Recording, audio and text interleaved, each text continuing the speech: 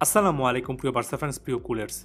বার্সার লা লিগাতে এখনও 11টা ম্যাচ বাকি। জানি না শেষ পর্যন্ত বার্সেলোনা এই বিধ্বংসী ফর্মটা ধরে রাখতে পারবে কিনা। যদি পারে, লা লিগা কম্পিটিশনটায় বার্সেলোনা যদি শেষ পর্যন্ত ট্রফিটা ক্লেম করতে পারে, আজকের এই ম্যাচটা রেফারেন্স পয়েন্ট হয়ে থাকবে। আজকের এই ম্যাচে বার্সা যেভাবে কামব্যাক করেছে সেটার জন্য তখন বলা যাবে যে লা লিগা ট্রফিটা আসলে বার্সার একেবারেই দাবির মতো ছিল এবং এই রেফারেন্স পয়েন্টটা আমরা বারবার করে ফিরে আসব।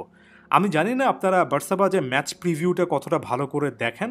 আসলে দেখা উচিত, কিছুটা হলো দাবি করে বলছি, কারণ যে জায়গাগুলো থেকে আসলে বার্সেলোনা সমস্যায় পড়বে সেটা কিন্তু ম্যাচ প্রিভিউতেই আন্দাজ করতে পেরেছিলাম কিছুটা হলো, এবং ঘুরে ফিরে সে জিনিসটাই দেখা গিয়েছে। জুলস কুন্ডে এবং আলেহান্দ্রো বালদে যতটুকু উপরে উঠেছেন তত বেশি করে বার্সেলোনা ফাইনাল থার্ডে যেমন এজ পেয়েছে, তেমনি ব্যাকট্র্যাক করতে গিয়ে বার্সেলোনা ততটাই সমস্যায় পড়েছে।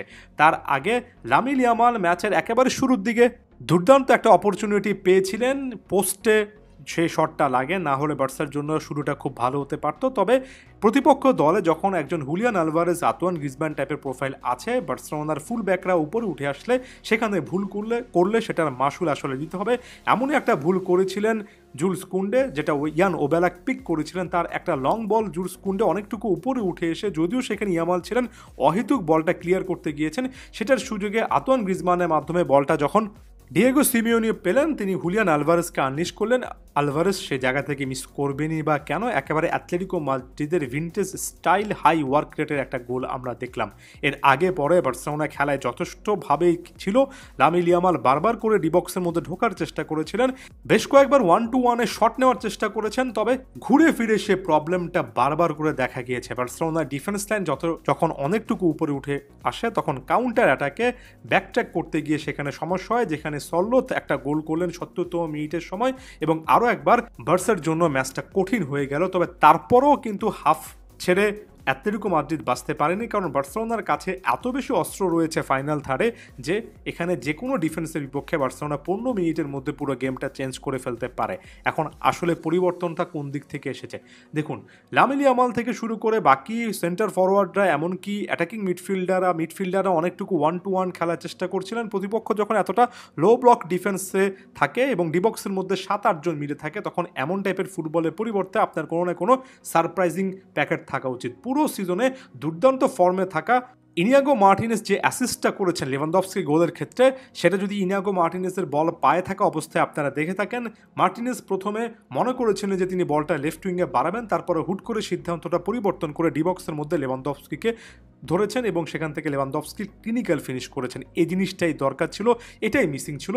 যখন প্রতিপক্ষ এভাবে বাস পার্কিং ডিফেন্ড করবে, তখন আপনার ডিবক্সের মধ্যে সেন্টার ফরওয়ার্ডকে ধরা, তাকে এরিয়ারে অর্থাৎ হেডের মাধ্যমে খোঁজার চেষ্টা করা, কিংবা স্রেফ তাকে ডিবক্সের মধ্যে বল দেওয়া, এই জিনিসগুলো বার্সেলোনা অনেক ম্যাচে মিস করে। অনেকটুকু কমপ্লিকেট করতে গিয়ে, দুই উইং ধরে আক্রমণে উঠতে গিয়ে ডিবক্সের এই ডিরেক্ট যে একজন সেন্টার ফরওয়ার্ডের প্রেজেন্স, সেটার কথা ভুলে যায়। লেভানডফস্কি বেশ কয়েকটা ম্যাচে গুরুত্বপূর্ণ চান্সেস মিস করেছেন, সেটাও একটা কারণ হতে পারে।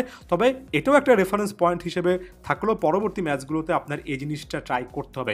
ফেরান তোরেস 78তম মিনিটের সময় যে গোলটা করেছেন, ওয়ান্স অ্যাগেন একই রকমের একটা কিন্তু চিন্তা বা চেষ্টা থেকে এসেছে, যেখানে রাফিনা দুর্দান্ত একটা বলের মাধ্যমে তাকে ডিবক্সের মধ্যে ঠিকই খুঁজে পেয়েছেন এবং সেখান থেকে বদলি হিসেবে নেমে দারুণ ইম্প্যাক্ট রাখা, ডাবল গোল করা ফেরান তোরেস তার প্রথম গোলটা করলেন। এই জিনিসগুলোই করতে হবে, ডিবক্সের সেন্টার ফরওয়ার্ডকে এভাবে খুঁজে পেতে হবে। বারবার আপনি উইং ঘেঁষে আক্রমণে উঠবেন, ব্যাপারটা এমন নয়। অনেক সময় একেবারে ডিরেক্ট ভার্টিক্যাল ফুটবলও কিন্তু এই জিনিসটা করা যায়। অতিরিক্ত সময়ে লামিন ইয়ামাল যে গোলটা পেয়েছেন, ওয়ান্স অ্যাগেন এই অ্যাপ্রোচটার কথাই বলবো। ইয়ামাল এবার কিন্তু আর ডিবক্সে ঢোকার চেষ্টা করেনি, জাস্ট ওখানে একটা শট নিয়েছেন ডিফ্লেক্টেড হয়ে, যেটা জালে ঢুকে যায়। এবং ইয়ামালের ক্ষেত্রে অ্যাগেন সে একই কথা, রেফারেন্স পয়েন্ট হিসেবে থাকবে, অনেক বেশি কমপ্লিকেট না করে মাঝে মধ্যে স্পেস পেলে ডিবক্সের বাইরে থেকে শটটা নেওয়া উচিত।